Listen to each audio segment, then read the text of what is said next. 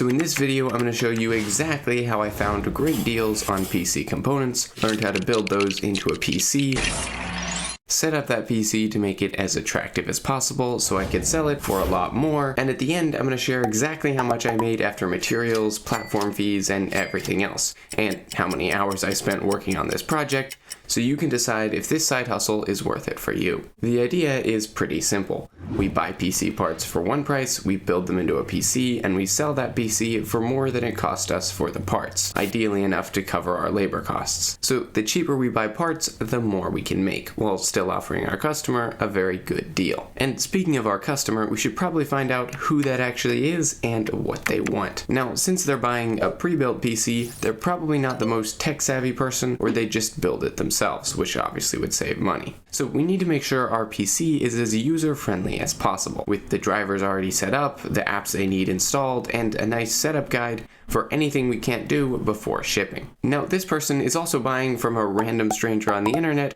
rather than some big company, so they probably care a little bit more about keeping costs low and don't care as much about getting the newest and most pristine PC. With that in mind, we should probably try to sell a mid-range PC for around $1,000, and we can keep costs low by making some of the parts, the ones that are less likely to fail, used components. Enough talk, let's buy some stuff. I'm hoping to buy all of the components for around $500, and there are two main places that we can look. We've got Facebook Marketplace, where scams are abundant, but so are really good deals, and we've got eBay, where the deals are less good, but there's a lot less scams. And after a little searching, I found this listing on Facebook Marketplace that's selling an RTX 3070 for $170. This card looks like it's going for $280 on eBay, so we're saving over $100. I mean, this is good. So I ordered that, and then a few moments later I found another really good deal, also on Facebook Marketplace. A nice motherboard, a Ryzen 5 5600X, and 32 gigabytes of RAM for just $200. Now these are used, but this is like half of what we have left to buy, and if we were to buy these things separately and new, it would be like $600. So another great deal. I also found a really good deal on a brand new case from Newegg. If you're buying PC parts new, Newegg is a really good place to go, and it was important that I buy this case new because of the box. When you buy a PC case new, they ship it out in a box with specially fitted packaging to keep it safe on its way to you. And we can actually use that same packaging once our PC is filled up with components to ship it safely from us to the buyer. So even if we had to spend a little bit more to get a brand new PC case, it would be worth it for that packaging. And in this case, the case was only $40, which is a very good deal anyway.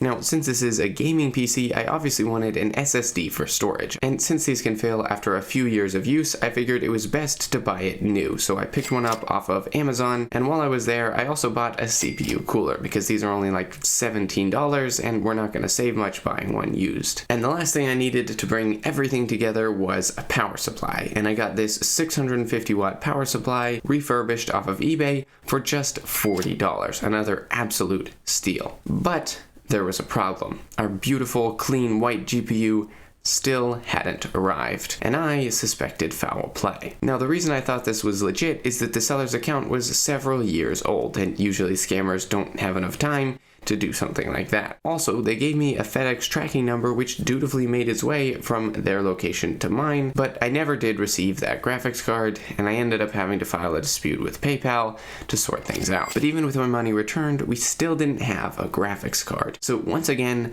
I scoured Facebook Marketplace. Nothing. I searched eBay. Terrible deal after terrible deal. Until I found a decent deal. $210 for an RTX 3060 Ti. It's a little bit worse than the 3070 we were looking at, but still very good for a PC in this price range. And it's a bit more expensive, but you can see from the seller, it's not going to be a scam. So let's go with that. And with that, we have all of the materials we need. And yes, we are a good bit over budget, but if we can sell this thing for $1,000, we should still have plenty of room for profit. Now, I'm not going to show you the full process of building it because there are much better options like Linus China's Tech Tips Yearly How to Build a PC guide, which I'll link below, but I will include a couple of things that these tutorials often don't. For example, if you don't want your GPU to sag over time, you need to support it in some way. What I did was create a model that would fit perfectly between the motherboard, the GPU, and the case while holding up the GPU, and then I printed it out in black plastic, which ended up looking pretty good. Obviously, you don't have to 3D print it. There are plenty of options on Amazon or other websites, but I think the 3D print looks really awesome. Now, I know what you're thinking. Daniel, I'm not born into money. I see all of these awesome things I could do if I had a 3D printer, but I simply can't afford one. Don't worry. I have a solution for you. PCBWay. PCBWay manufactures custom PCBs, 3D prints, and a whole lot more. But rather than having to order 1,000 items like you do with a lot of manufacturers, PCBWay lets you order just one 3D print, or just 5 PCBs. So if you want to get something manufactured, head on over to PCBWay.com or check out the first link in the description. Now, since the goal is to sell this PC, building it is far from the end of the video. We also need to make a compelling listing, set up the PC for our customer, package it up carefully, and once we're done, we'll find out whether or not it was all worth it. Now, I've decided rather than selling my PC on eBay or Facebook Marketplace, I'm going to sell it on Jawa.gg, which is basically eBay but only for PCs and PC components, which means there's a lot of people that are just interested in buying PCs. Also, it has a really cool name. Now, the most important thing for our listing is probably the images. These are what grab people's attention and get them to buy. So I threw the PC on a table, put a piece of white poster board, literally just like this, behind it, and took some pictures with my phone. And honestly, these came out really good. I even borrowed a little plant from my grandmother to give it that I definitely know what the outside world looks like kind of vibe. Now, we are selling a gaming PC, so aside from looking really cool, it needs to also have a very high frame rate for people to want to pay $1,000 for it. So I spent some time loading up Fortnite, Apex, Minecraft, and recording their average frame rates. This is actually super easy to do. You just press Windows plus G to open up the game bar, set the performance monitor to FPS, and pin it so it stays even when you click out of the game bar. Then after a few minutes in the match, the graph will move all the way across, and you should have a good idea of your average frame rate in this game. Once I had a list of all of the frame rates at different settings, I made those into a nice pretty little graphic so you can see if you play Fortnite at low settings,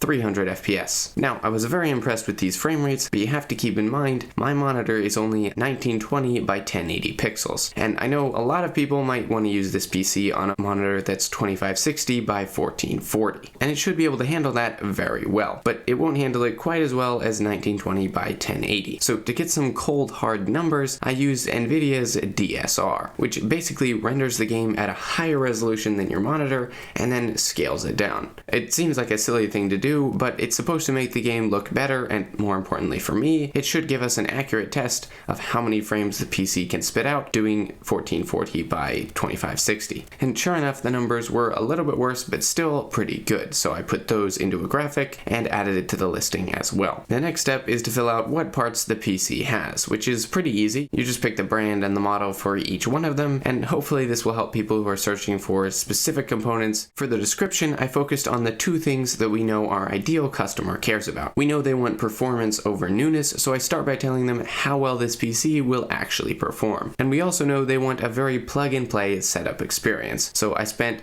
a decent amount of time telling them how easy it will be to set this up and all of the things that I've already done for them. I then filled up the rest of the description with a list of the parts and why I bought them new versus used, just to keep things fully transparent, and I did some benchmarks and put those numbers down at the bottom. For the shipping section, obviously I put in my own address. Now, I also don't know what the final weight of the package is going to be, so I'll probably put like 35 pounds, 40 pounds. Okay, surely 45 pounds is enough, but $75 is a lot for shipping. Hopefully that doesn't deter too many people. Now, for our store page on Jawa.gg, you take my name, Daniel Alexander, you slap PCs after it. Daniel Alexander PCs, right? Pretty ordinary, pretty straightforward, sounds pretty reliable. But if we take a look at the letters starting each word, it's actually an acronym for DAP. This is what its desktop is going to look like. I mean, that is beautiful. we're definitely getting the sale. And with that, the listing is done, but I haven't actually set up the PC as I promised in the description, so let's go ahead and do that. Since I'd already installed a few games and a bunch of benchmarking software,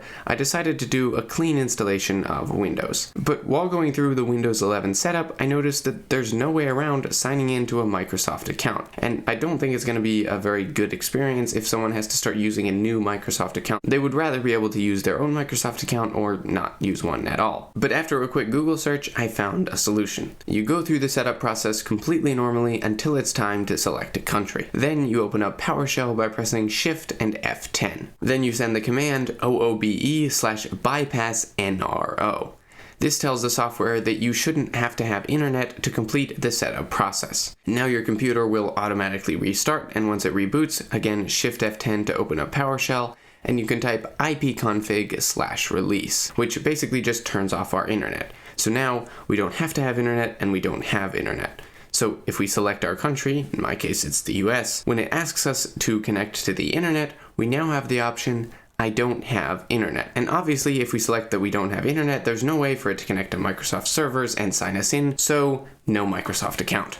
Perfect. Then we can enter a username, I'll just do user, and also a password. Now remember, you're going to have to give this password to the person who's receiving the computer, so don't make it in any way similar to any of your passwords. Ideally, you want to do an easy to remember passphrase, something like subscribe to Danivation for more content like this. Yeah, that should work. No, obviously I didn't actually do that. Now our computer is ready to go, right? Wrong. Just logging into Windows is not enough. We need to make sure even if our gamer has only ever played on console, they can get started on this PC as fast as possible. So first we need to activate Windows by purchasing a Windows key from whoever your favorite retailer is, and entering that in the settings. We can also install Steam because basically every PC gamer has this, and we should probably install Chrome because for some reason people like it. And we definitely need an app to control all of the RGB lights that we've packed into our build. Now this is usually determined by what motherboard you have. So we have an MSI motherboard, therefore we're going to need the app MSI Center. Now MSI Center doesn't automatically install the necessary packages, so we actually have to boot it up, tell it that we want to install Mystic Light, which is what they call their RGB management software, and then go ahead and click on that tab so that when the user gets into the PC, all they have to do, open up MSI Center, boom, RGB controls right there. Now at this point, I thought I was nearing the end of the journey, but there was still one big task looming over my head: the setup guide.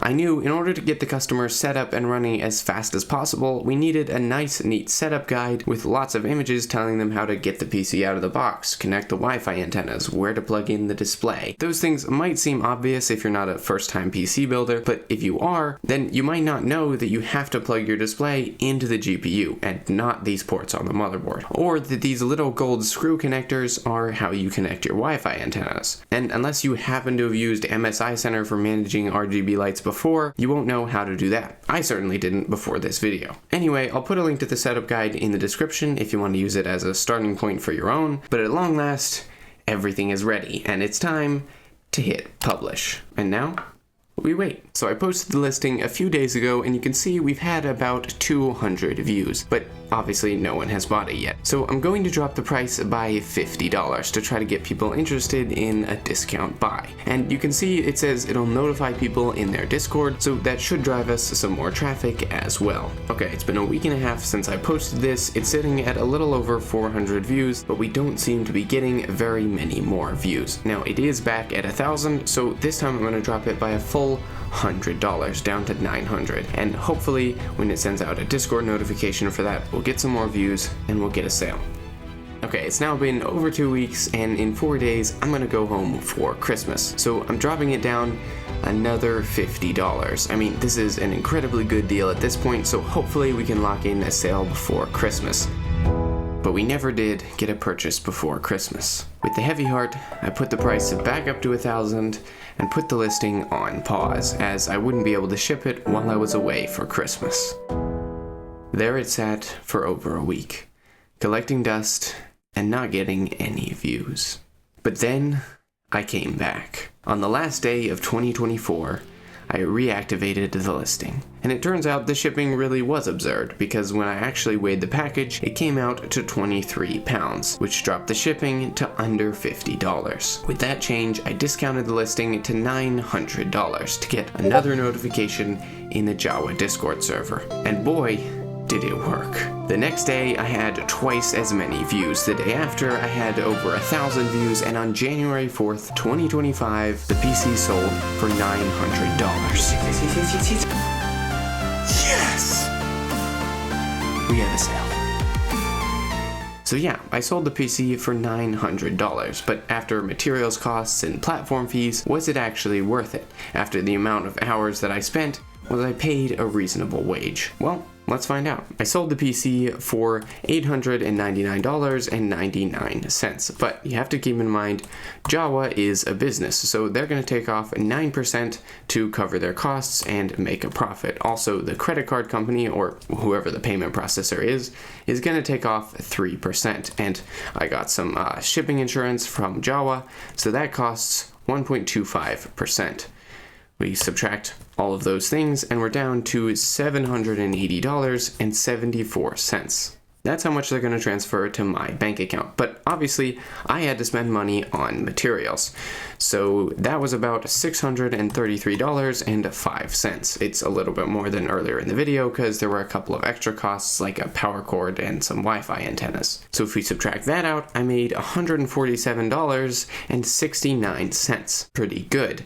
But how much time did I actually spend? Between researching this, building the PC, making the guide, setting up the PC, shipping it out, it took me about 48 hours to complete this project. And if we do a little division, you'll see I made $3 per hour. Now that makes it seem like an entirely unprofitable hobby, but that's not really the whole story. This was my first time building a PC, making a guide, setting up a PC for a customer. If I were to do it again, it would definitely be a lot faster. And if you're interested in building PCs, this could be a great way to learn some stuff and at least make a little bit of money. Now if you enjoyed this video or it helps you sell a PC faster or maybe better than you would have otherwise, give it a like and I'll see you in the next one.